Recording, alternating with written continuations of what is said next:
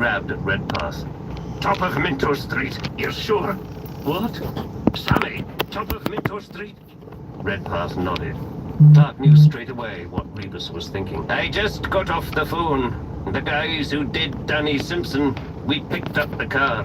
White jacket folded in the crook of his arm. Alright, let's try this again, y'all.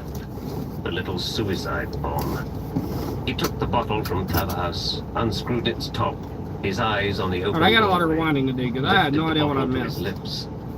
Drank.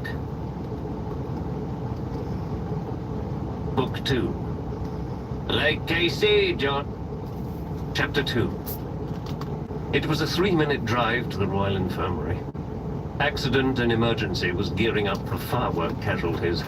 Rebus went to the toilets, stripped and rinsed himself off as best he could. His shirt was damp and cold to the touch. A line of blood had dried down the front of his chest. He turned to look in the mirror, saw more blood on his back. He had wet a clump of blue paper towels. There was a change of clothes in his car, but his car was parked near Flint Street. The door of the toilets opened and Claverhouse came in. "Best I could do," he said, holding out a black t-shirt. There was a garish print on the front, a zombie with demon's eyes, wielding a scythe. "Belongs to one of the junior doctors. Made me promise to get it back to him." Rebus dried himself off with another wad of towels. He asked Claverhouse how he looked. "There's still some on your brow." Claverhouse wiped the bits Rebus had missed. "How is he?" Rebus asked. "They reckon he'll be okay if he doesn't get an infection on the brain." "What do you think?" "Message to Tommy from Big Jer." "Is he one of Tommy's men?" "He's not saying." "So what's his story?" "Fell down a flight of steps, cracked his head at the bottom." "And the drop-off?" "Says he can't remember." I was already pulling out. "Hey, John." "What?" "One of the nurses wanted me to ask you something." His tone told Rebus all he needed to know. "AIDS test. They just wondered." Rebus thought about it. Blood in his eyes, his ears, running down his neck. He looked himself over. No scratches or cuts. "Let's wait and see," he said. "Maybe we should pull the surveillance," Claverhouse said. "Leave them to get on with it. And have a fleet of ambulances standing by to pick up the bodies." Claverhouse snorted. "Is this sort of thing Big Jer style?" "Very much so," Rebus said, reaching for his jacket. "But not that nightclub stabbing?" "No." Claverhouse started laughing, but there was no humor to the sound. He rubbed his eyes. "Never got those chips, did we? Christ, I could use a drink." Rebus reached into his jacket for the quarter bottle of Bell's. Claverhouse didn't seem surprised as he broke the seal. He took a gulp, chased it down with another, and handed the bottle back. "Just what the doctor ordered." Rebus started screwing the top back on. "Not having one? I'm on the wagon." Rebus rubbed a thumb over the label. "Since when?" "The summer." "So why carry a bottle around?" Rebus looked at it. "Because that's not what it is." Claverhouse looked puzzled. "Then what is it?" "A bomb."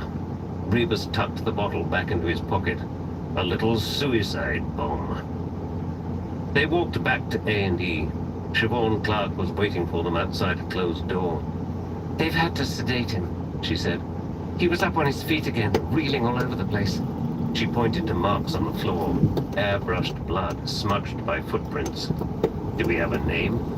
"He's not offered one. Nothing in his pockets to identify him. Over 200 in cash, so we can rule out a mugging. What do you reckon for a weapon? Hammer?"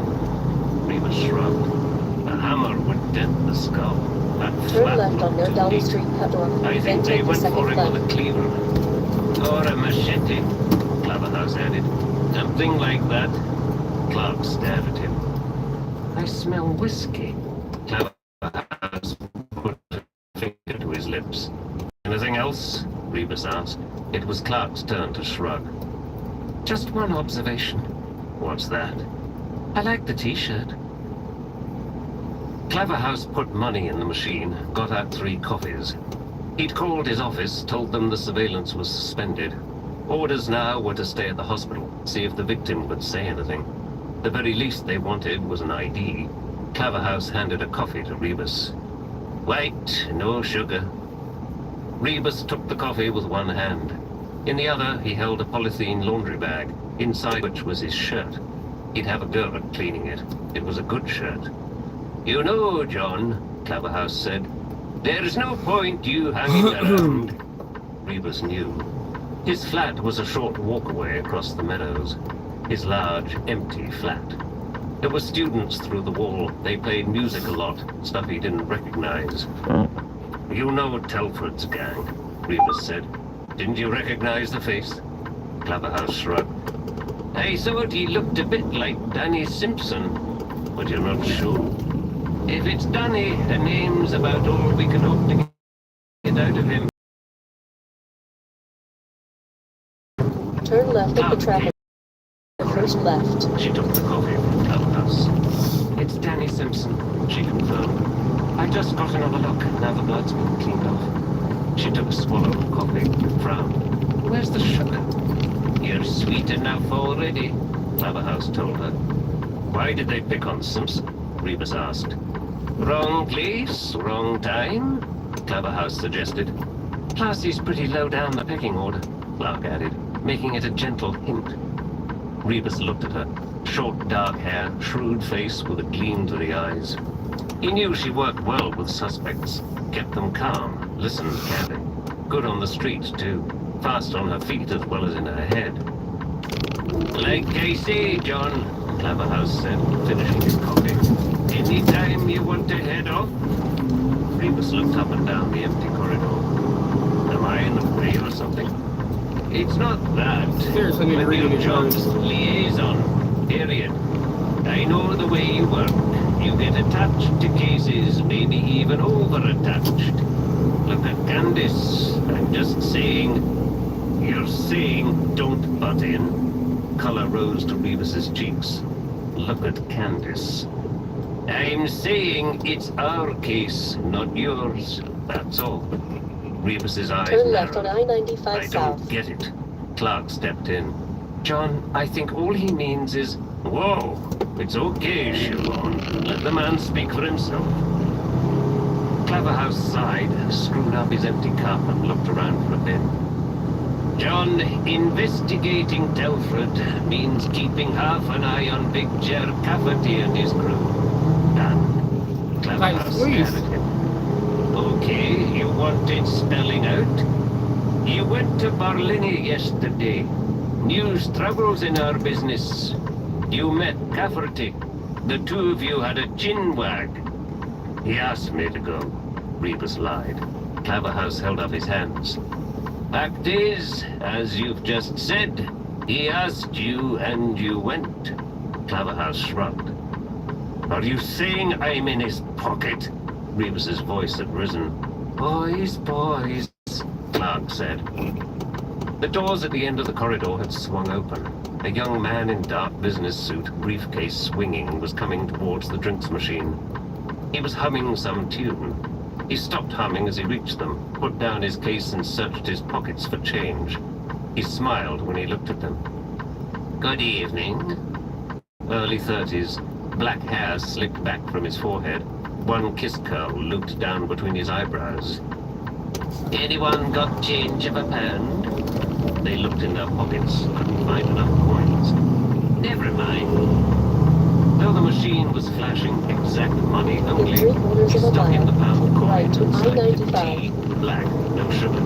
He stooped down to retrieve the cup, but didn't seem in a hurry to leave.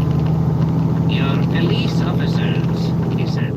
His voice was a drawl, slightly nasal, Scottish upper class. He smiled. I don't think I know any of you professionally, but what will get understand? You're a lawyer, Rebus guessed.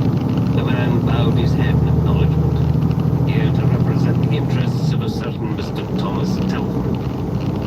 I'm Daniel Simpson's legal advisor.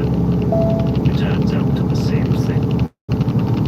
I believe Daniel's just been admitted. The man blew on his tea, sipped it. Told you he was here. I Again, I don't believe that's any of your business, Detective. D.I. Rebus. The man transferred his cup to his left hand so he could hold out his right. Charles Grove. He glanced at Either of the Rebus's two right t-shirt. lanes. Is that what you call plain clothes, Inspector? Clubhouse and Clark introduced themselves in turn. Grove made great show of handing out business cards. I take it, he said, you're loitering here in the hope of interviewing my client? That's right, Clubhouse said. Might I ask Continue why at 995. he is Clubhouse? Or should I address that question to your superior? He's not my... Clubhouse caught Rebus's look. Grohl raised an eyebrow.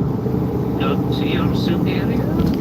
And yet he manifestly is, being an inspector to your sergeant. He looked towards the ceiling, tapped a finger against his cup. You're strictly colleagues, he said at last, bringing his gaze back down from Clubhouse.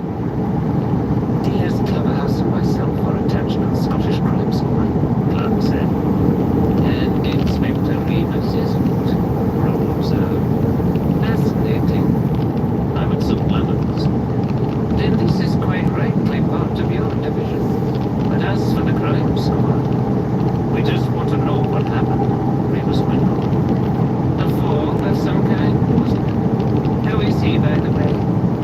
Nice of you to show concern, Clubhouse murmured. He's unconscious, Clark said. And likely to be in an operating theatre fairly soon. Or will they want to X-ray him first? I'm not very up on the procedures. You could always ask a nurse, Clubhouse said. Yes, Clubhouse, I detect a certain hostility.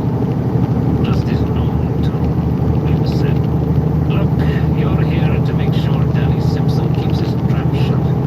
We're here to listen to whatever bunch of shite the two of you eventually concoct for our delectation. I think that's a pretty fair summary of you. Grohl cocked his head slightly to one side. I've heard about you, Inspector. Occasionally stories can become exaggerated, but not, I'm pleased to say, in your case. He's a living legend, Clark offered. Rebus snorted and headed back to the AD. There was a woolly suit in there, seated on a chair, his cap on his lap, and a paperback book resting on a candle. Rebus had seen him half an hour before. The constable was sitting outside the room with its door closed tight. Quiet voices came from the other side. The woolly suit was called Redpath, and he worked out St. Leonard's. He'd been in the force a bit under a year. Red coat. They called him the Professor.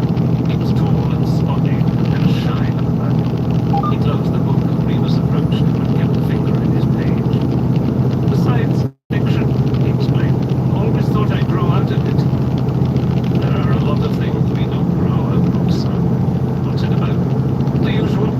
Threats to the stability of the time and terrible. Parallel universes. Redpath looked up. What do you think of parallel universes, sir? Rebus nodded towards the door. Who's in there? Hit and run. Bad. The professor shrugged. Where did it happen? Top of Mentor Street. Did you get the card? Redpath shook his head.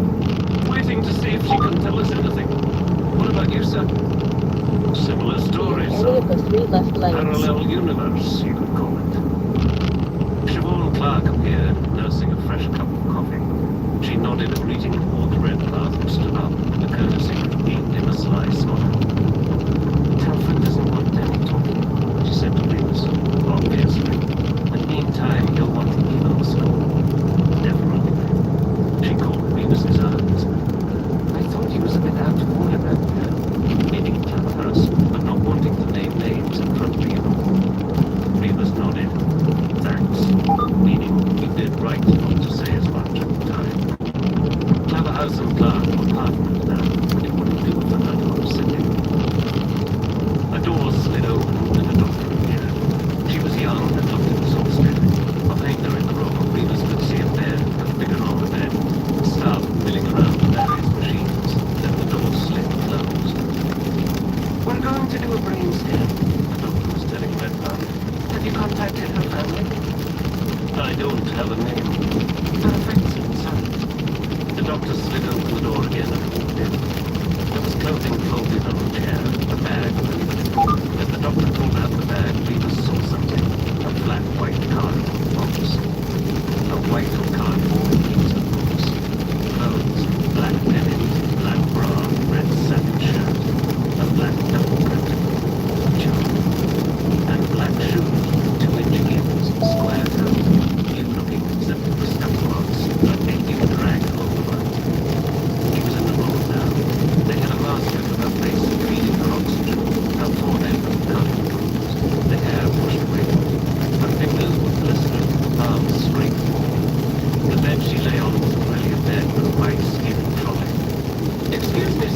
shouldn't be in here.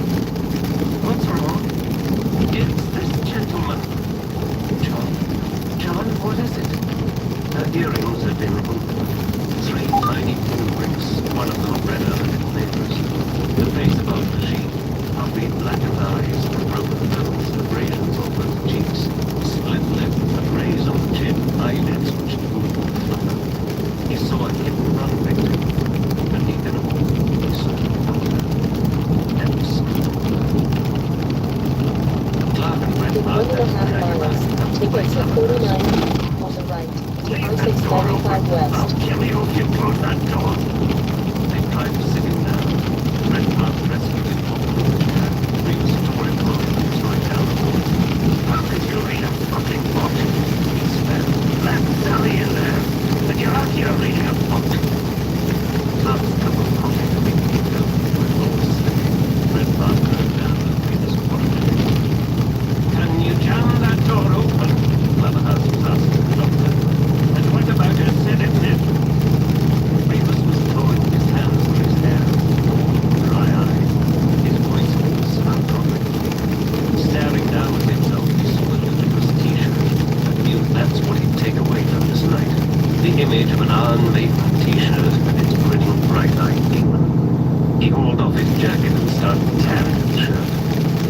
She was behind that door, he thought, and I was out here chatting as casual as you like. She'd been in there all the time he'd been here. 2 things clicked. A hit and run. A car speeding away from Flint Street. He grabbed at Red Pass. Top of Minto Street. You're sure? What? Sammy, top of Minto Street. Red Pass nodded. Clark knew straight away what Reeves was thinking. I don't think so, John. They were headed the opposite way. Could have doubled back. Claverhouse had caught some of the exchange. I just got off the phone. The guys who did Danny Simpson, we picked up the car. White Escort abandoned in Argyle, please. Reeves looked at Redpath. White Escort. Redpath was shaking his head. Witnesses say dark color.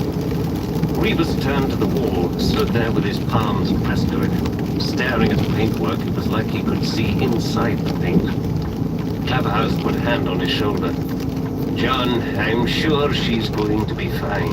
The doctor's going to fetch you a couple of tablets, but meantime, what about one of these? Claverhouse with Reeves's jacket folded in the crook of his arm, the quarter bottle in his hand. A little suicide bomb. He took the bottle from Claverhouse, unscrewed its top, his eyes on the open doorway, lifted the bottle to his lips, drank. Book 2.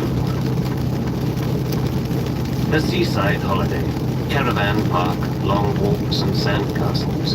He sat in a deck chair trying to read. Cold wind blowing despite the sun. Rona rubbed suntan lotion on Sammy. Said you couldn't be too careful. Told him to keep an eye on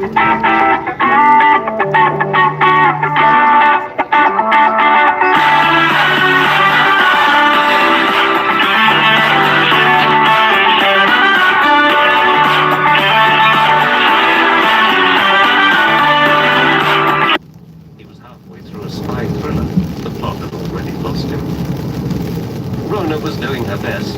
She wanted somewhere foreign, a bit of glamour and heat to go with the sunshine. Finances, however, were on his side.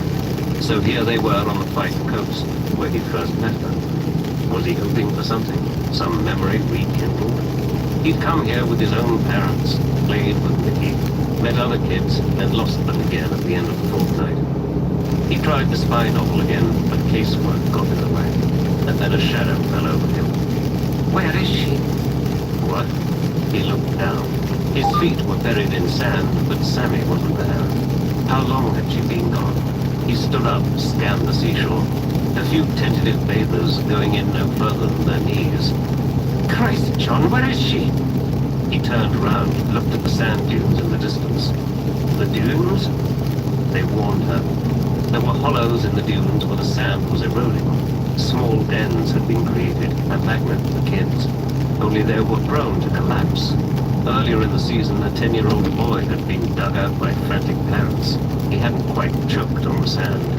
They were running now. The dunes, the grass, no sign of her. Sammy! Maybe she went into the water. You were supposed to be keeping an eye on her. I'm sorry, Sammy! A small shape in one of the dens, hopping on its hands and knees. Rona reached in, pulled her out, hugged her. Sweetie, we told you not to. I was a rabbit.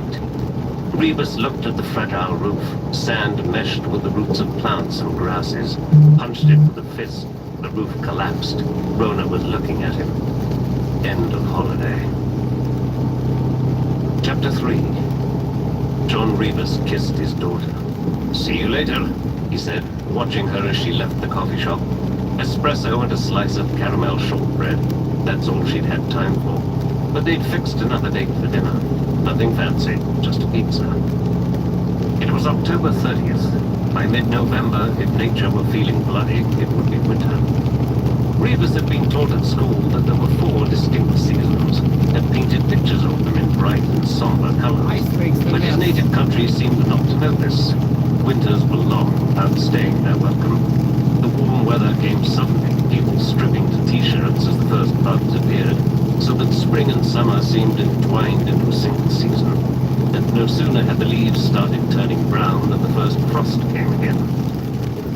Sammy waved at him through the cafe window, then was gone. She seemed to have grown up all right. He'd always been on the lookout for evidence of instability, hints of childhood traumas or a genetic predisposition towards self-destruction. Maybe he should phone Rona someday and thank her for bringing Samantha up on her own. It couldn't have been easy, that was what people always said. He knew it would be nice if he could feel some responsibility for the success, but he wasn't that hypocritical. The truth was, while she'd been growing up, he'd been elsewhere. It was the same with his marriage. Even when in the same room as his wife, even out at the pictures or around the table at a dinner party, the best part of him had been elsewhere, fixed on some case or other, some question that needed answering before he could rest. Rebus lifted his coat from the back of his chair. Nothing left for it but to go back to the office. Sammy was headed back to her own office. She worked with ex-convicts. She had refused his offer of a lift. Now that it was out in the open, she'd wanted to talk about her man, Ned Farmer. Rebus had tried to look interested, but found that his mind was half on Joseph Lintz.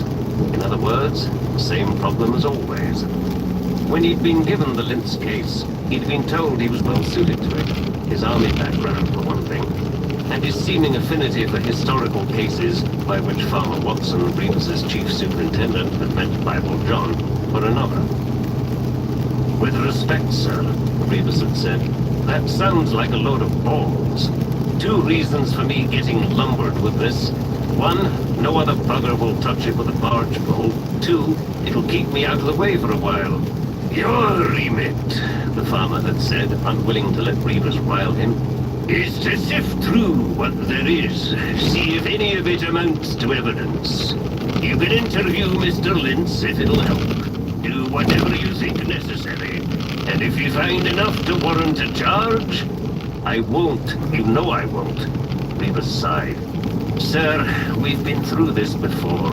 It's the whole reason the war crimes section was shut down. That case a few years back. Lot of hoo-ha about bugger all. He was shaking his head. Who wants it all dragged up, apart from the papers? I'm taking you off the Mr. Tasty case. Let Bill Pride handle that. So it was settled. Lintz belonged to Rebus. It had started with a news story, with documents handed over to a Sunday broadsheet. The documents had come from the Holocaust Investigation Bureau based in Tel Aviv.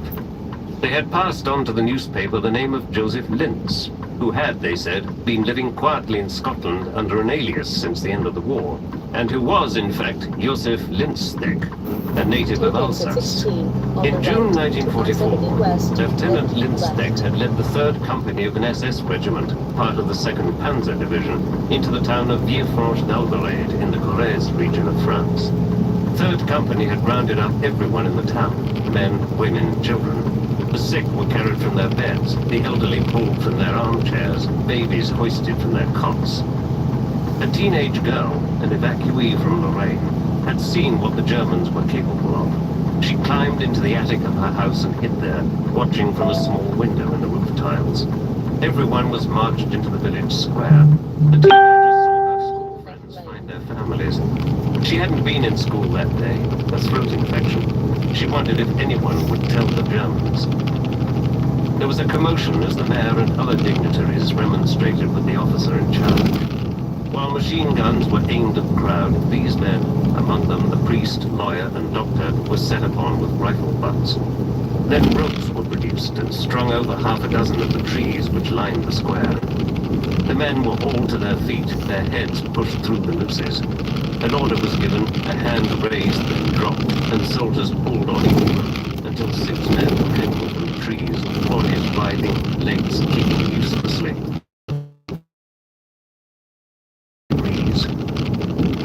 As the teenager remembered it, it took an age for them to die. Stunned silence in the square, as if the whole village knew that this was set for a dozen or so soldiers, rifles slung over their shoulders.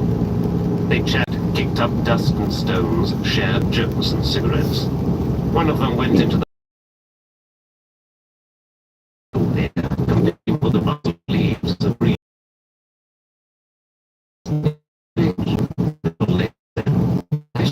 Dust billowing from the church.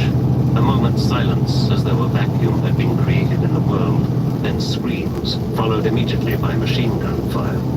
And when it finally stopped, she could still hear it, because it wasn't just inside the church, it was in the distance too. Prudhomme's barn. When she was finally found by people from surrounding villages, she was naked, except for a shawl she had found in a trunk. The shawl had belonged to her grandmother, dead the previous year. But she was not alone in escaping the massacre. When the soldiers had opened fire in Prudhomme's barn, they'd aimed low. The first row of men to fall had been wounded in the lower as they could before starting to claw their way out from beneath, expecting at any moment to be shot.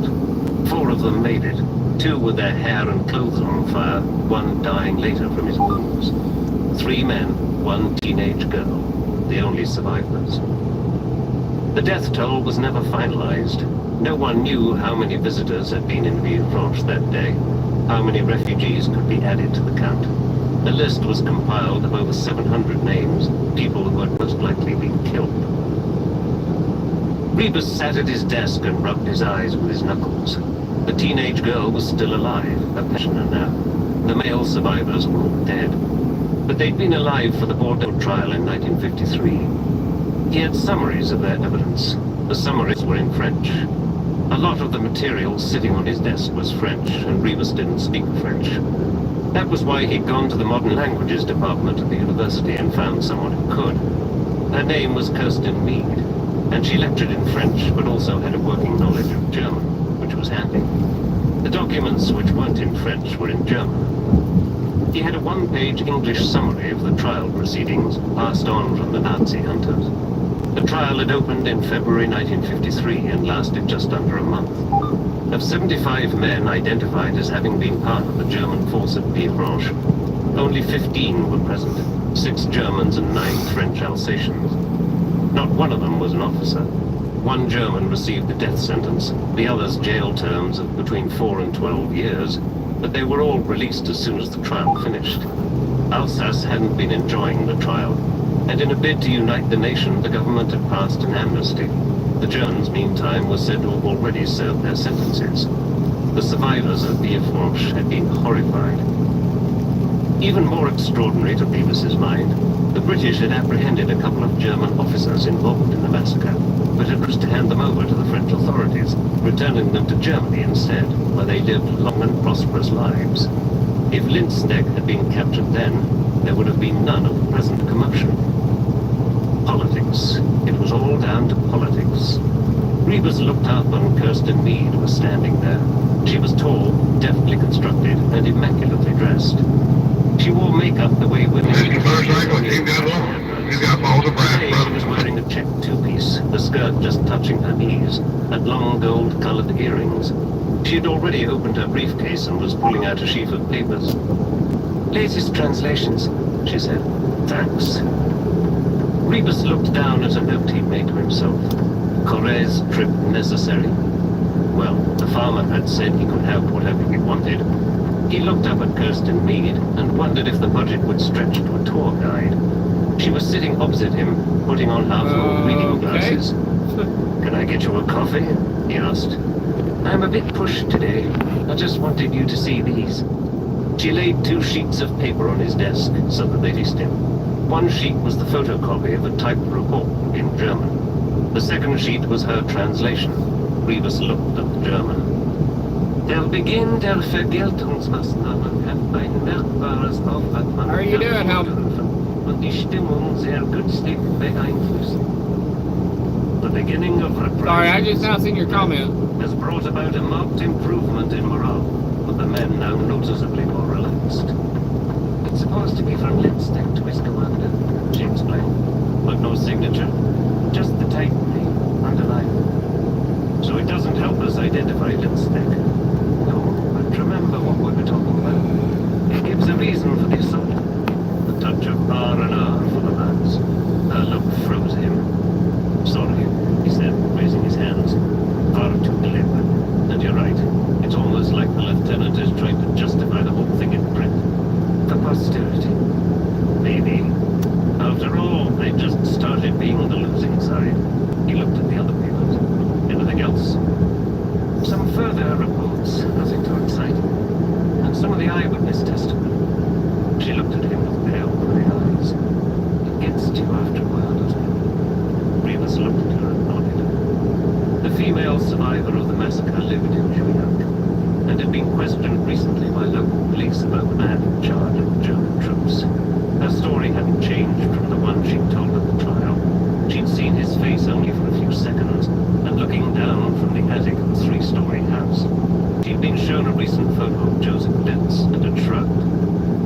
Maybe, she'd said. Yes, maybe.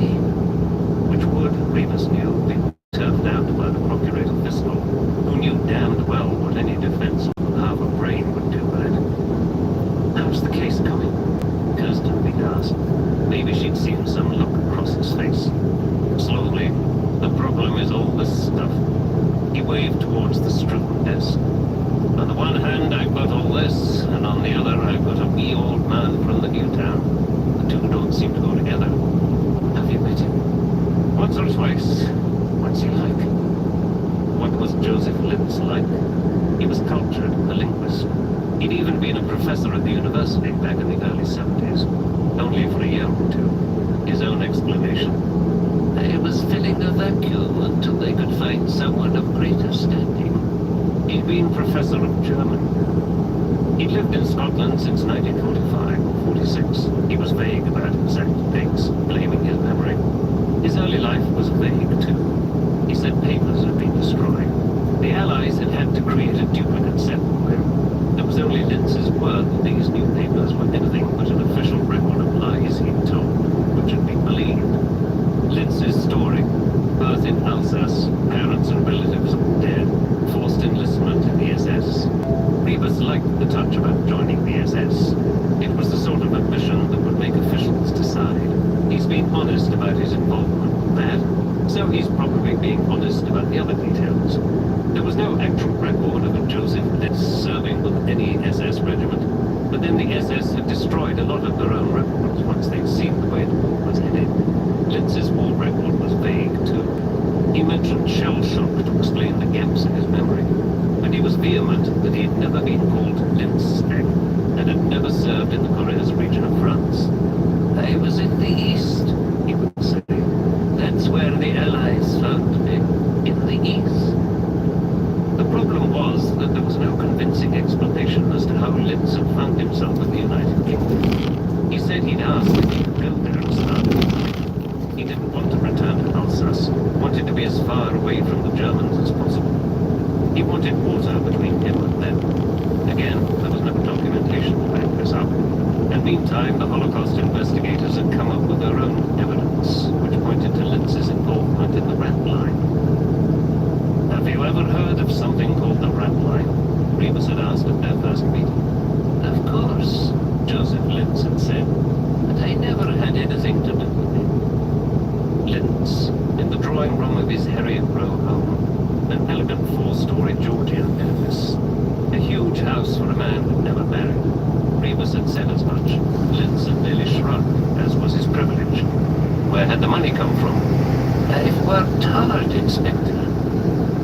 so. But Lintz had purchased the house in the late 1950s on a lecturer's salary. A colleague from the time had told Rebus everyone in the department suspected Lintz of having a private income. Lintz denied this. Houses were cheaper back then, Inspector. The fashion was for country properties and bungalows. Joseph Lintz, barely 5 foot tall, bespectacled, parchment hands with liver spots. One wrist sported a pre-war Ingersoll watch, glass-fronted bookcases lining his drawing room. Charcoal-colored suits, an elegant whip about him, almost feminine. The way he lifted a cup to his lips, the way he flicked specks from his trousers. I don't blame the Jews, he'd said. They'd implicate everyone if they could. They want the whole world feeling guilty. Maybe they're right. In what way, sir? Don't we all have little secrets, things we're ashamed of? Lintz had smiled. You're playing their game and you don't even know it. Rebus had pressed on. The two names are very similar, aren't they? Lintz, Lintznek. Naturally, or they'd have absolutely no grounds for their accusations. Think, Inspector. Wouldn't I have changed my name more radically? Do you credit me with a modicum of intelligence? More than a modicum. Framed diplomas on the walls, honorary degrees, photos taken with university chancellors, politicians. When the farmer had learned a little more about Joseph Lintz, he'd cautioned Rebus to Kakani. Lintz was a patron of the arts, opera, museums, galleries, and a great giver to charities. He was a man with friends, but also a solitary man, someone who was happiest when tending graves in Warriston Cemetery. Dark bags under his eyes, pushing down upon the angular cheeks. Did he sleep well? Like a lamb, Inspector. Another smile. Of the sacrificial kind. You know, I don't blame you. You're only doing your job. You seem to have no end of forgiveness, Mr. Lintz. The cavil shrugged. Do you know Blake's words, Inspector? And through all eternity, I forgive you. You forgive me. I'm not so sure I can forgive the media. This last word voiced with a distaste which manifested itself as a twist of facial muscles.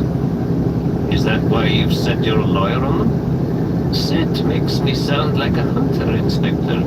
This is a newspaper with a team of expensive lawyers at its beck and call. Can an individual hope to win against such odds? Then why bother trying? Lintz thumped both arms of his chair with clenched fists. For the principal, man! Such outbursts were rare and short-lived, but Rebus had experienced enough of them to know that Lintz had a temper. Hello? Kirsten Meade said, angling her head to catch his gaze. What? She smiled. You are miles away. Just across town, he replied. She pointed to the papers. I'll leave these here, okay? If you've any questions. Great, thanks. Rebus got to his feet. It's okay, I know my way out.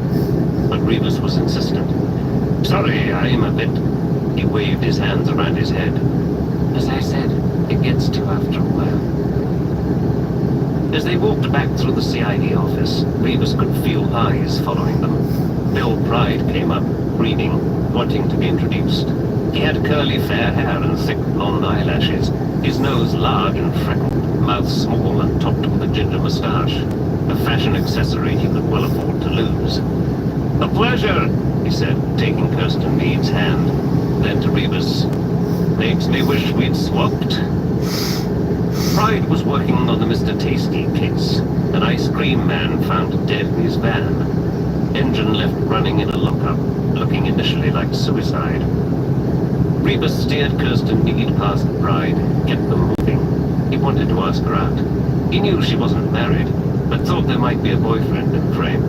Rebus was thinking, what would she like to eat? French or Italian? She spoke both those languages. Maybe stick to something neutral, Indian or Chinese.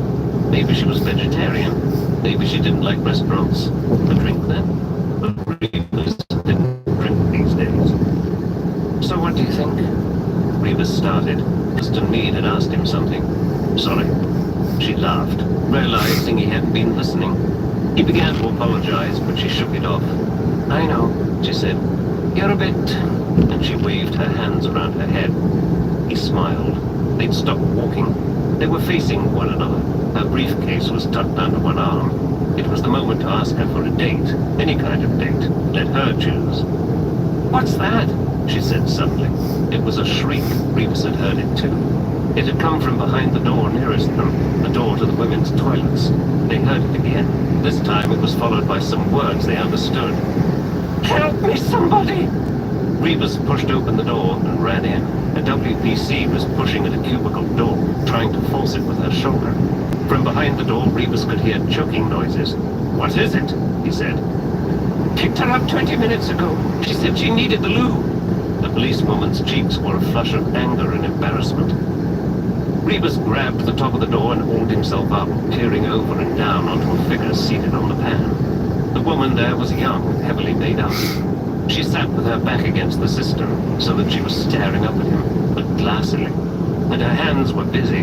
They were busy pulling a streamer of toilet paper from the roll, stuffing it in her mouth. She's gagging, Rivas said, sliding back down. Stand back! He shouldered the door, tried again, stood back and hit the lock with the heel of his shoe. The door flew open, catching the seated woman on the knees. He pushed his way in. Her face was turning purple. Grab her hands, he told the WPC. Then he started pulling the stream of white paper from her mouth, feeling like nothing so much as a cheap stage show edition. There seemed to be half a roll in there, and as Rivas caught the WPC's eye, both of them let out a near involuntary laugh. The woman had stopped struggling. Her hair was mousy brown, lank and greasy. She wore a black skiing jacket and a tight black skirt. Her bare legs were mottled-looking, bruising at one knee where the door had connected. Her bright red lipstick was coming off on Rivas's fingers. She had been crying, was crying still. Rivas, feeling guilty about the sudden laughter, crouched down so that he could look into her made-up sweet eyes. She blinked, then held his gaze, coughing as the last of the paper was extracted. She's foreign, the policewoman was explaining. Doesn't seem to speak English. So how come she told you she needed the toilet? There are ways, aren't there? Where did you find her? Down the Pleasance, brazen as you like. That's a new patch on me. Me too. Nobody with her? Not that I saw. Rivas took the woman's hands. He was still crouching in front of her, aware of her knees brushing his chest. Are you all right? She just blinked. He made his face show polite concern. Okay, now? She nodded slightly. Okay, she said, her voice husky. Rivas felt her fingers. They were cold. He was thinking, junkie. A lot of the working girls were. But he'd never come across one who couldn't speak English. Then he turned her hands, saw her wrists. Recent zigzag scar tissue. She didn't resist as he pushed up one sleeve of her jacket. The arm was a mass of similar inflictions. She's a cutter. The woman was talking now, babbling incoherently. Kirsten Meade, who had been standing back from the proceedings, stepped forward. Rivas looked to her. It's not anything I understand. Not quite. Eastern European. Try her with something. So Meade asked a question in French, repeating it in 3 or 4 other languages. The woman seemed to understand what they were trying to do. There's probably someone at the uni who could help, Meade said. Rivas started to stand up. The woman grabbed him by the knees, pulled him to her so that he nearly lost his balance. Her grip was tight, her face resting against his legs. She was still crying and babbling. I think she likes you, sir, the policewoman said. They wrested her hands free and Rivas stepped back, but she was after him at once, throwing herself forwards, like she was begging, her voice rising. There was an audience now, 6 officers in the doorway. Every time Rivas moved, she came after him on all 4s. Rivas looked to where his exit was blocked by bodies. The cheap magician had become straight man in a comedy routine. The WPC grabbed her, pulled her back onto her feet, one arm twisted behind her back. Come on, she said through gritted teeth. Back to the cell. Show's over, folks. There was scattered applause as the woman marched away. She looked back once, seeking Rivas' eyes pleading.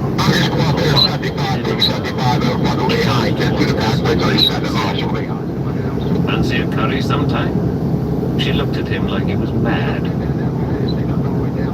Two things. One, she's a Bosnian Muslim. Two, she wants to see you again. Rebus stared at the man from the Slavic Studies Department who'd come here at Kirsten Mead's request. They were talking in the corridor at St. Leonard's. Bosnian? Dr. Cahoon nodded. He was short and almost spherical, with long black hair which was swept back either side of a bald dome. His puffy face was pockmarked, his brown suit worn and stained. He wore suede hush puppies, same color as the suit. This, Rebus couldn't help feeling, was how Dons were supposed to look. Cahoon was a mass of nervous twitches, and had yet to make eye contact with Rebus.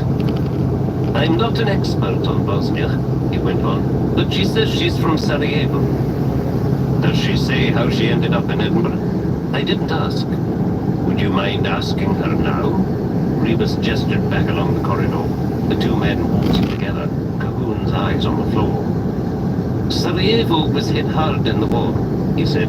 She's 22, by the way, she told me that. She'd looked older. Maybe she was, maybe she was lying. But as the door to the interview room opened and Rebus saw her again, he was struck by how unformed her face was, and he revised her age downwards. She stood up abruptly as he came in, looked like she might rush forward to him, but he held up a hand in warning and pointed to the chair. She sat down again, hands cradling the mug of sweetened black tea. She never took her eyes off him. She's a big fan, the WPC said. The policewoman, same one as the toilet incident, was called Ellen Sharp. She was sitting on the room's other chair. There wasn't much space in the interview room. A table and two chairs just about filled it. On the table were twin video recorders and a twin cassette machine. The video camera pointed down from one wall. Rebus gestured for Sharp to give her seat to Cahoon. Did she give you a name? He asked the academic. She told me Candice, Cahoon said. You don't believe her? It's not exactly ethnic, Inspector. Candice said something. She's calling you her protector. And what am I protecting her from? The dialogue between Cahoon and Candice was gruff, guttural. She says firstly you protected her from herself. And now she says you have to continue. Continue protecting her? She says you own her now. Rebus looked at the academic whose eyes were on Candice's arms. She had removed her skiing jacket. Underneath she wore a ribbed, short-sleeved shirt through which her small breasts were visible. She had folded her bare arms, but the scratches and slashes were all too apparent. Ask her if those are self-inflicted. Cahoon struggled with the translation. I'm more used to literature and film than, what does she say? She says she did them herself. Rebus looked at her for confirmation, and she nodded slowly, looking slightly ashamed. Who put her on the street? You mean, who's running her? Who's her manager? Another short dialogue. She says she doesn't understand. Does she deny working as a prostitute? She says she doesn't understand. Rebus turned to WPC Sharp. Well? A couple of cars stopped. She leaned in the window to talk with the drivers. They drove off again. Didn't like the look of the goods, I suppose. If she can't speak English, how did she manage to talk to the drivers? There are ways. Rebus looked at Candice. He began to speak to her, very softly.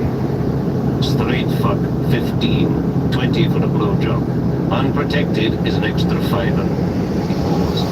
How much is anal, Candice? Color flooded her cheeks. Rebus smiled. Maybe not university tuition, Dr. Cahoon, but someone's taught her a few words of English. Just enough to get her working. Ask her again how she got here. Cahoon mopped his face first. Candice spoke with her head lowered. She says she left Sarajevo as a refugee, went to Amsterdam, then came to Britain. The first thing she remembers is a place with lots of bridges. Bridges? She stayed there for some time. Cahoon seemed shaken by the story. He handed her a handkerchief so she could wipe her eyes. She rewarded him with a smile. Then she looked at Rebus. Burger, chips, yes. Are you hungry? Rebus rubbed his stomach. She nodded and smiled. He turned to Sharp. See what the canteen can come up with, will you? The WPC gave him a hard stare, not wanting to leave. "Would you like anything, Dr. Coburn?" He shook his head. Rebus asked for another coffee. A sharp left, Rebus crouched down by the table and looked at Candace. "Ask her how she got to Pepper." Cahoon asked, then listened to what sounded like a long tale. He scratched some notes on a folded sheet of paper. "The city with the bridges, she says she didn't see much of it.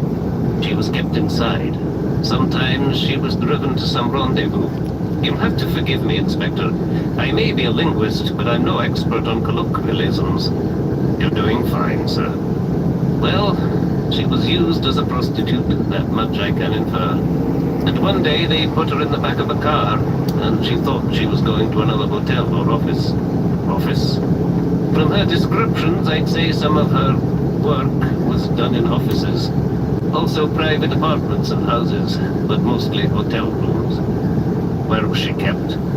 "In a house. She had a bedroom. They kept it locked." Cahoon pinched the bridge of his nose.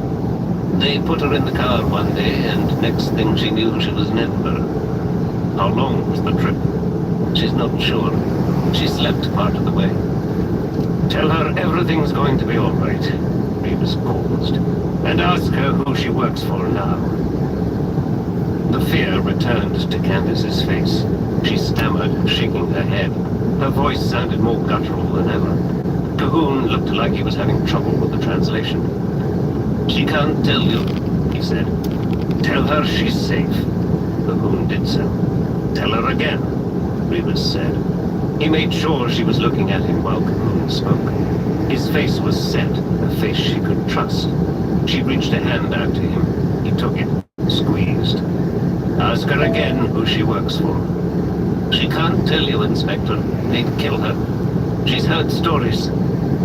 Rebus decided to try the name he'd been thinking of, the man who ran half the city's working girls. "Cafferty," he said, watching for a reaction. There was none. Big Jer Cafferty." Her face remained blank. Rebus squeezed her hand again. There was another name, one he'd been hearing recently. "Telford," he said. "Tommy Telford." Candace pulled her hand away and broke into hysterics, just as WPC Sharp pushed open the door. Rebus walked Dr. Cahoon out of the station, recalling that just such a walk had got him into this in the first place. "Thanks again, sir. If I need you, I hope you won't mind if I call." "If you must, you must," Cahoon said grudgingly. "Not too many Slavic specialists around," Rebus said. He had Cahoon's business card in his hand, a home phone number written on its back. "Well," Rebus put out his free hand. "Thanks again." As they shook, Rebus thought of something. "Were you at the university when Joseph Lintz was professor of German?" The question surprised Cahoon. "Yes," he said at last. "Did you know him?" "Our departments weren't that close. I met him at a few social functions, the occasional lecture." "What did you think of him?" Cahoon blinked. He still wasn't looking at Rebus. "They're saying he was a Nazi." "Yes, but back then?" "As I say, we weren't close. Are you investigating him?" Just curious, sir. Thanks for your time." Back in the station, Rebus found Ellen Sharp outside the interview room door. "So what do we do with her?" she asked. "Keep her here." "You mean charge her?" Rebus shook his head. "Let's call it protective custody." "Does she know that?" "Who's she going to complain to? There's only one bugger in the whole city can make out what she's saying, and I've just packed him off home." "What if her man comes to get her?" "Think he will." She thought about it. "Probably not." "No, because as far as he's concerned, all he has to do is wait and we'll release her eventually. Meantime, she doesn't speak English, so what can she give us? And she's here illegally, no doubt. So if she talks, all we'd probably do is kick her out of the country." Telford's clever. I hadn't realized it, but he is. Using illegal aliens as prozzies. It's sweet. "How long do we keep her?" Rebus shrugged. "And what do I tell my boss?" "Direct all inquiries to DI Rebus," he said, going to open the door. I thought it was auxiliary, sir. He stopped. What? Your knowledge of the charge scale for prostitutes? Just doing my job, he said, smiling. One last question, sir. Yes, sure. Why? What's the big deal? Rebus considered this, twitched his nose. Good question, he said finally, opening the door and going in. And he knew straight away. She looked like Sammy. Wipe away the makeup and the tears, get some sensible clothes on her, and she was the spitting image. And she was scared, and maybe he could help her. What can I call you, Candace? What's your real name? She took hold of his hand, put her face to it. He pointed to himself. John, he said. John. John. John. John. He was smiling. So was she. John. John. He nodded. That's it. And you? He pointed at her. Who are you? She paused. Candace, she said, as a little light died behind her eyes.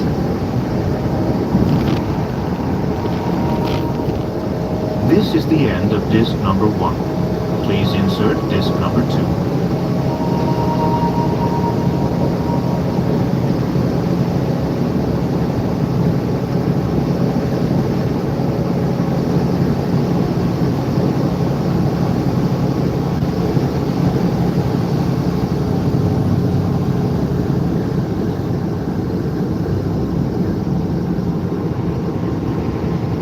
Brilliance Audio presents the unabridged recording of The Hanging Garden by Ian Rankin, performed by Michael Page.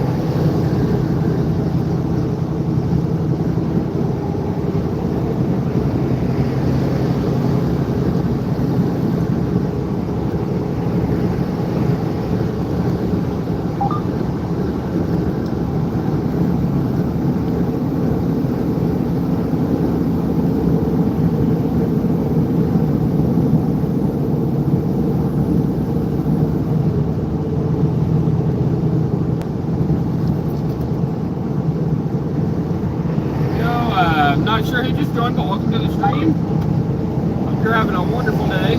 Sorry.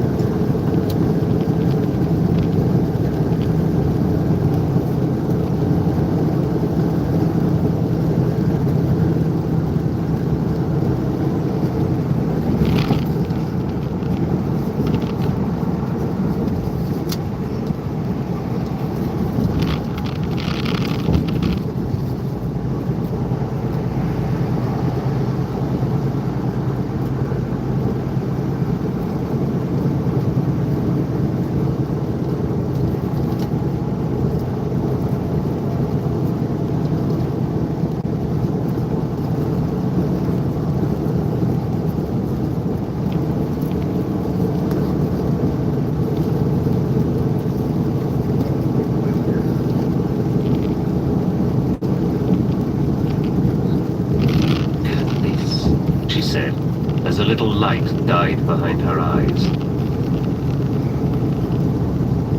Chapter 4. Rebus didn't know Tommy Telford by sight, but he knew where to find him. Flint Street was a passageway between Clark Street and Butler Street near the university. The shops had mostly closed down, but the games arcade always did good business, and from Flint Street Telford leased gaming machines to pubs and clubs across the city. Flint Street was the center of his Eastern Empire. The franchise had until recently belonged to a man called Davy Donaldson, but he'd suddenly retired on health grounds. Maybe he'd been right at that. If Tommy Telford wanted something from you and you weren't forthcoming, predictions of your future health could suddenly change. Donaldson was now in hiding somewhere, hiding not from Telford but from Big Jer Cafferty, for whom he had been holding the franchise in trust while Cafferty bided his time in Barlinnie jail. There were some who said Cafferty ran Edinburgh as effectively from inside as he ever had done outside. But the reality was that gangsters, like nature, abhorred a vacuum, and now Tommy Telford was in town. Telford was a product of Fergusley Park in Paisley. At 11, he joined the local gang. At 12, a couple of woolly suits had visited him to ask about a spate of tar slashings. They'd found him surrounded by other gang members, nearly all of them older than him, but he was at the center, no doubt about it. His gang had grown with him, taking over a sizable chunk of Paisley, selling drugs and running prostitutes, doing a bit of extortion. These days he had shares in casinos and video shops, restaurants and a haulage firm, plus a property portfolio which made him landlord to several hundred people. He'd tried to make his mark in Glasgow, but had found it sealed down tight, so had gone exploring elsewhere. There were stories he'd become friendly with some big villain in Newcastle. Nobody could remember anything like it since the days when London's Krays had rented their muscle from Big Arthur in Glasgow. He'd arrived in Edinburgh a year ago, moving softly at first, buying a casino and hotel. Then suddenly he was inescapably there. With the Donaldson, he'd given Cafferty a calculated gut. Cafferty could either fight or give up. Everyone was waiting for it to get messy. The games arcade called itself Fascination Street. The machine came from families who weren't families, latchkey kids grown old before their time. One of the staff came in from the cafe. "Who ordered the bacon sarnie?" Rebus smiled as the faces turned to him. Bacon meant pig, meant him. A moment's examination was all he warranted. There were more pressing demands on their attention. At the far end of the arcade were the really big machines, half-sized motorbikes you sat astride as you negotiated the circuit on the screen in front of you. A small, appreciative coterie stood around one bike, on which sat a young man dressed in a leather jacket. Not a market-stall jacket, something altogether more special. Quality goods, shiny, sharp-toed boots, tight black denims, white polo neck, surrounded by fawning courtiers. Steely Dan, Kid Charlemagne. Rebus found a space for himself in the midst of the glaring onlookers. "No takers for that bacon sarnie?" he asked.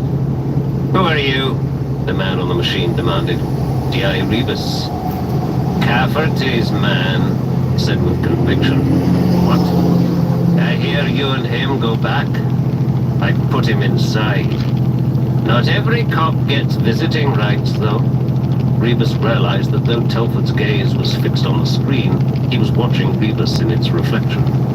Watching him, talking to him, yet still managing to control the bike through hairpin bends. "So is there some problem, Inspector?" "Yes, there's a problem. We picked up one of your girls." "My what?" "She calls herself Candice. That's about as much as we know. But foreign lasses are a new one on me. And you're fairly new around here, too." "I'm not getting your drift, Inspector. I supply goods and services to the entertainment sector. Are you accusing me of being a pimp?" Rebus stuck out a foot and pushed the bike sideways. On the screen, it spun and hit a crash barrier. A moment later, the screen changed, back to the start of the race. "See, Inspector," Telford said, still not turning round. That's the beauty of games. You can always start again after an accident. Not so easy in real life. What if I cut the power? Game over. Slowly, Telford swiveled from the hips. Now he was looking at Rebus. Close up, he looked so young. Most of the gangsters Rebus had known, they'd had a worn look, undernourished but overfed. Telford had the look of some new strain of bacteria, not yet tested or understood. So what is it, Rebus? Some message from Cafferty? Candice, Rebus said quietly, the slight tremor in his voice betraying his anger. With a couple of drinks in him, he'd have had Telford on the floor by now. From tonight, she's off the game, understood? I don't know any Candice. Understood. Hang on, let's see if I've got this. You want me to agree with you that a woman I've never met should stop touting her hole? Smiles from the spectators. Telford turned back to his game. Where's this woman from, anyway? He asked almost casually. We're not sure. Rebus lied.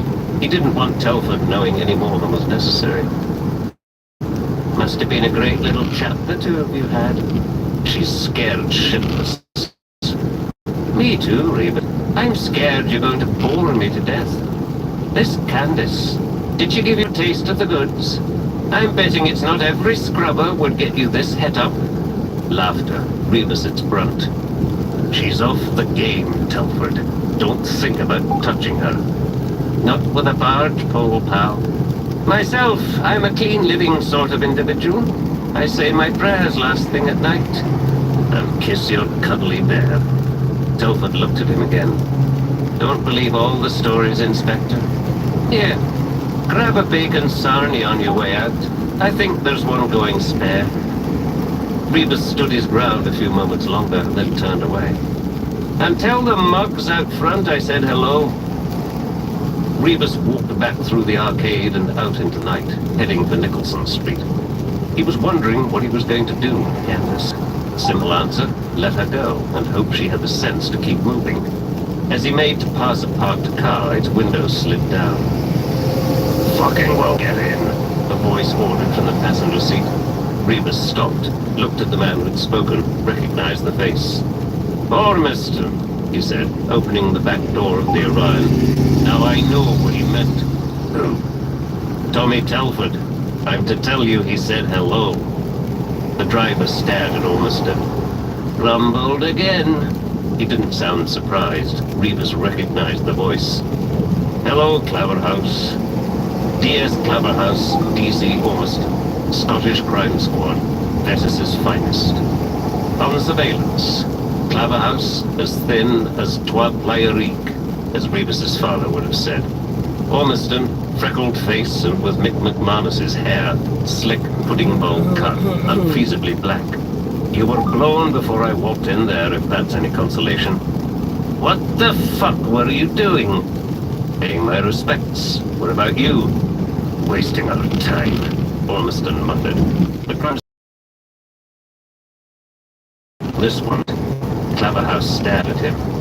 And all we'd have to do is get her out of here, set her up somewhere.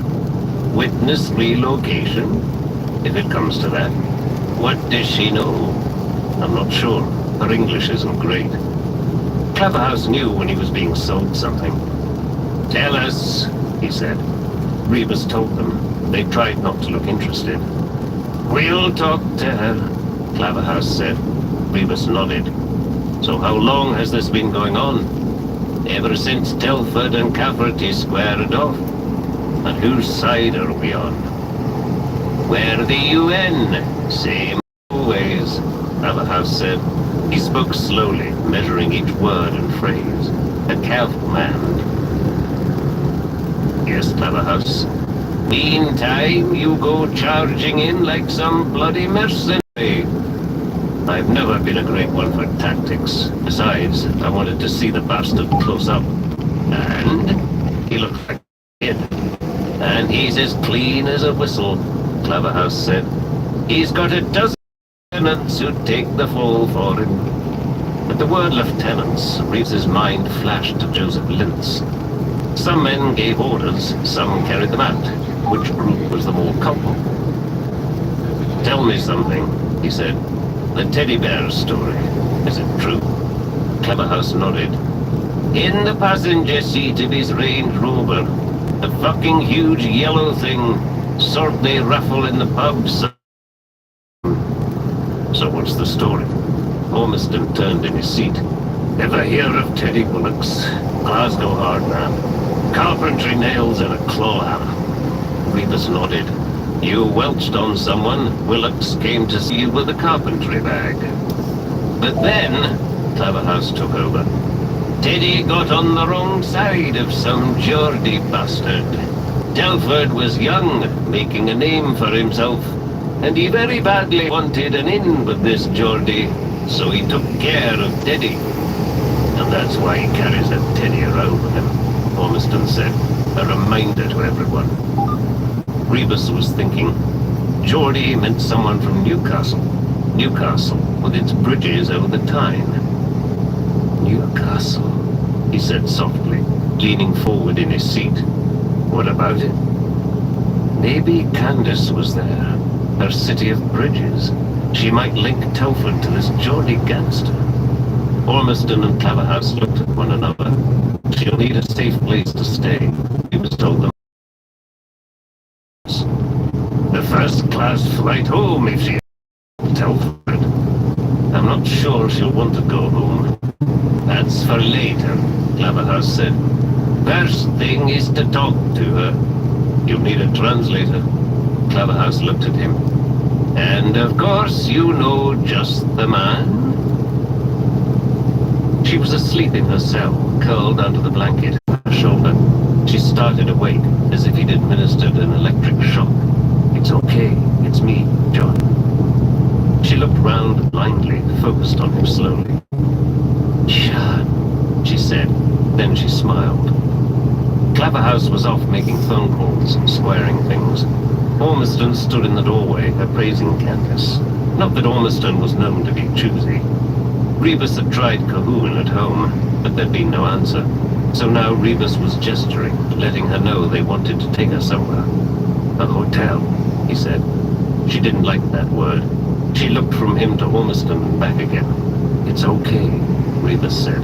It's just a place for you to sleep, that's all. Somewhere safe. No Telford, nothing like that. She seemed to soften, came off the bed and stood in front of him. Her eyes seemed to say, I'll trust you, and if you let me down, I won't be surprised. Claverhouse came back. All fixed, he said, his examination falling on Candace. He doesn't speak any English? Not as practiced in polite society. In that case, Ormiston said, she should be fine with us.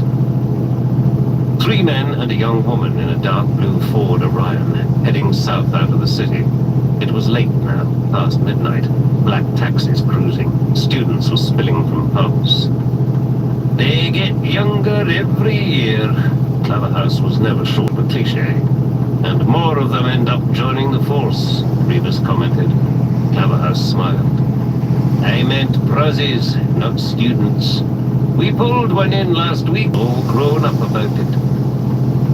Rebus tried to remember Sammy at 12. He saw her scared, in the clutches of a madman with a grievance against Rebus. She'd had lots of nightmares afterwards, till her mother had taken her to London. Rona had phoned Rebus a few years later. She just wanted to let him know he'd robbed Sammy of her childhood. I phoned ahead, Claverhouse said. Don't worry, we've used this place before. It's better. She'll need some clothes, Rebus said. Siobhan can fetch her some in the morning. How is Siobhan? Seems fine. Hasn't half cut into the jokes and the language, though. Ah, she can take a joke, Ormiston said. Likes a drink, too. This last was news to Rebus. He wondered how much Siobhan Clarke would change in order to blend with her new surroundings. It's just off the bypass, Claverhouse said, meeting their destination. Not far now. The city ended suddenly. Greenbelt plus the Pentland Hills. The bypass was quiet. Ormiston doing the ton between exits. They came off at Collington and signaled into the hotel. It was a motorist stop, one of a nationwide chain. Same prices, same rooms. The cars which crowded the parking area were salesmen's specials, cigarette packets littering the passenger seats. The reps would be sleeping or lying in a daze with the TV remote to hand. Candace seemed reluctant to get out of the car until she saw that Rebus was coming too. "You light up her life," Ormiston offered. At reception, they signed her in as one half of a couple, Mrs. Angus Campbell. The two crime squad cops had the routine off pat. Rebus watched the hotel clerk, but a wink from Claverhouse told him the man was okay. "Make it the first floor, Malcolm," Ormiston said. "Don't want anyone peeking in the windows." "Room number 20. Asked as they climbed the stairs. "Right?" Claverhouse said. "The landing's too obvious, and we'd freeze our bums off in the car. Did you give me Cahoon's number?" "Ormiston has it." Ormiston was unlocking the door. "Who's on first watch?" Claverhouse shrugged. Candace was looking towards Rebus, seeming to sense what was being discussed.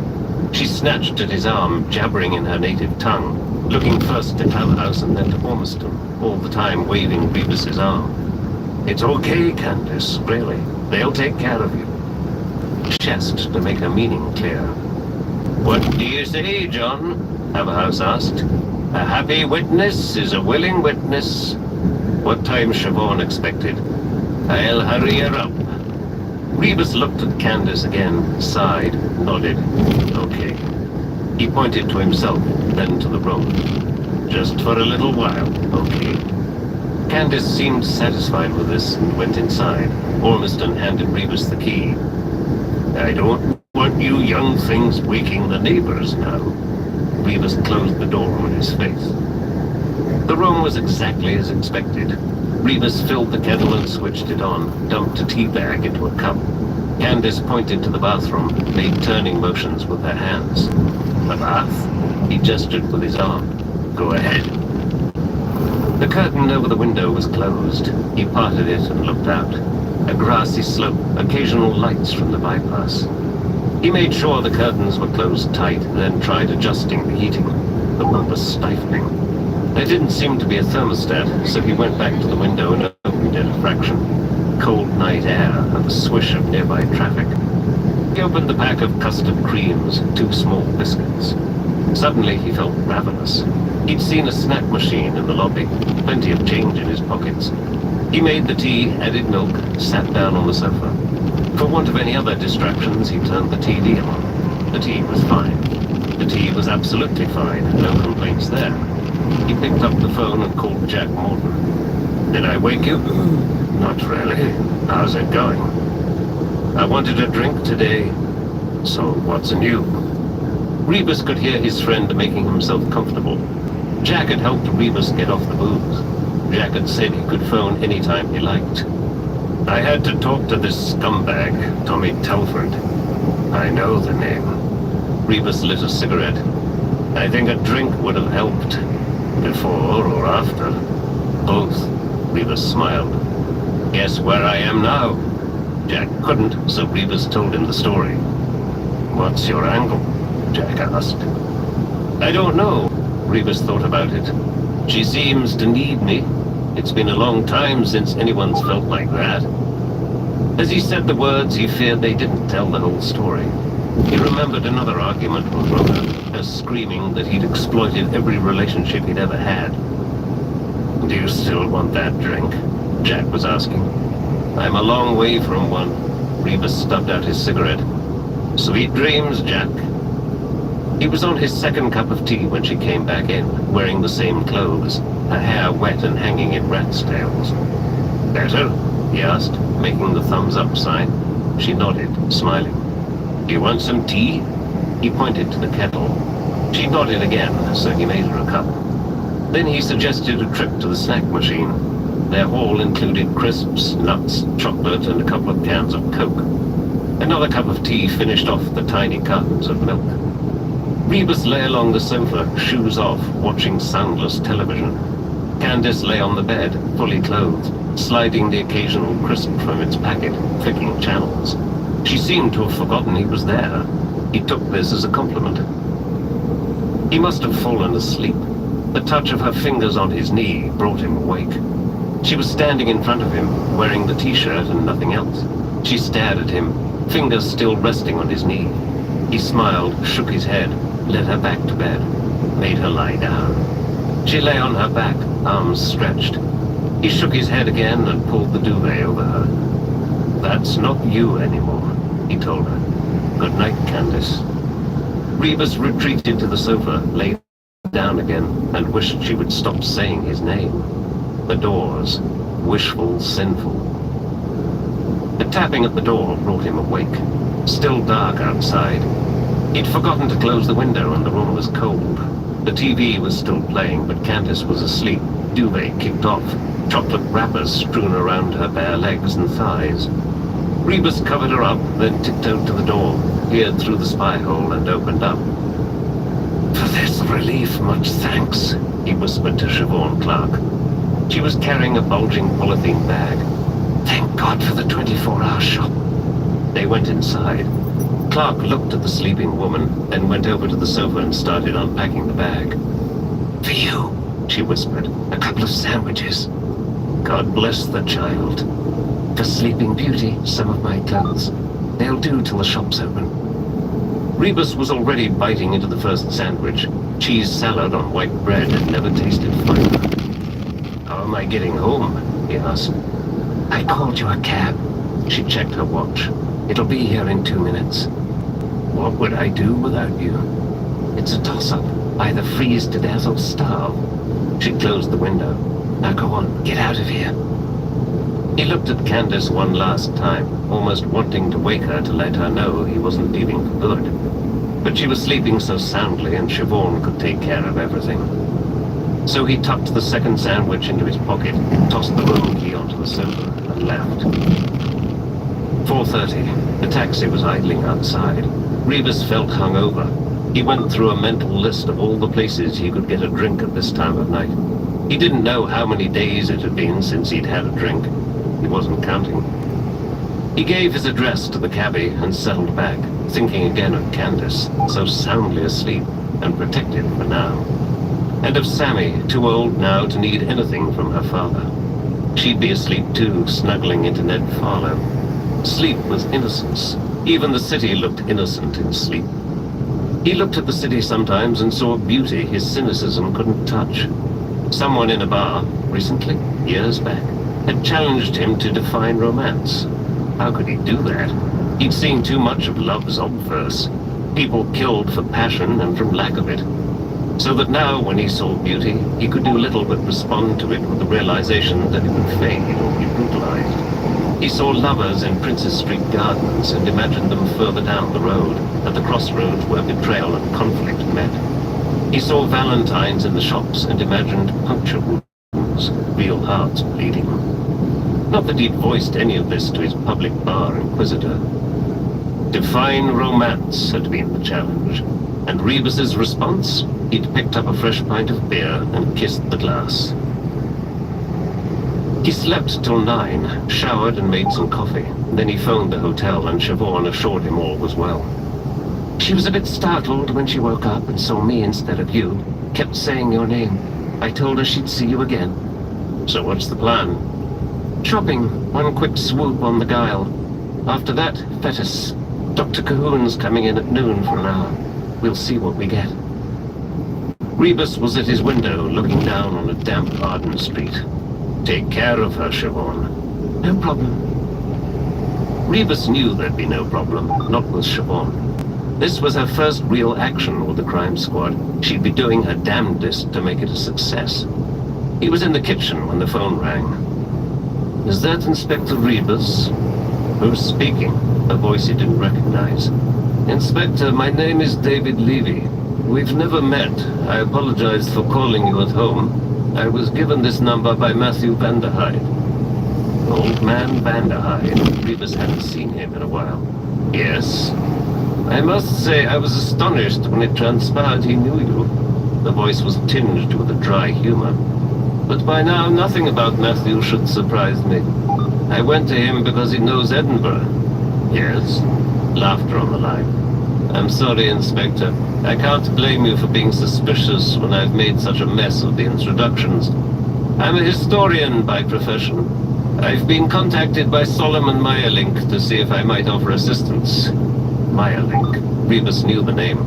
Placed it. Meyerlink ran the Holocaust Investigation Bureau. And exactly what assistance does Mr. Meyerlink think I need?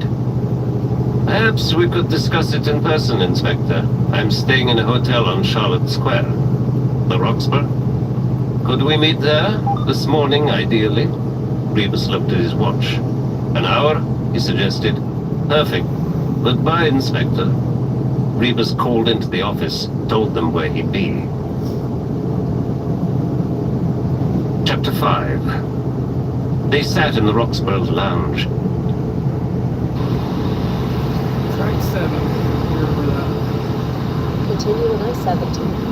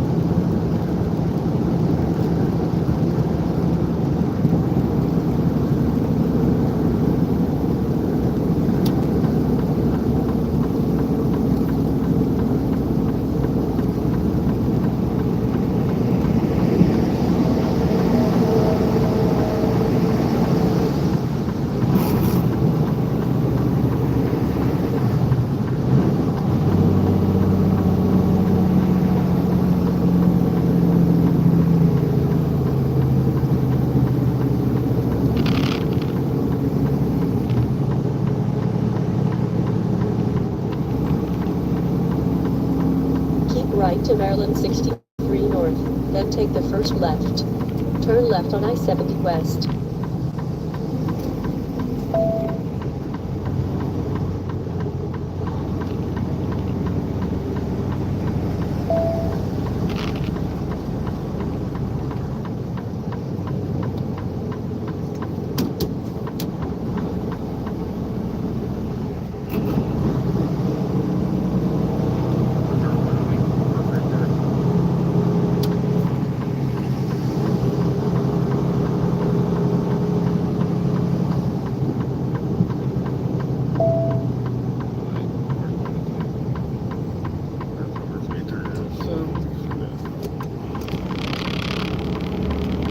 You are going the wrong way down the street.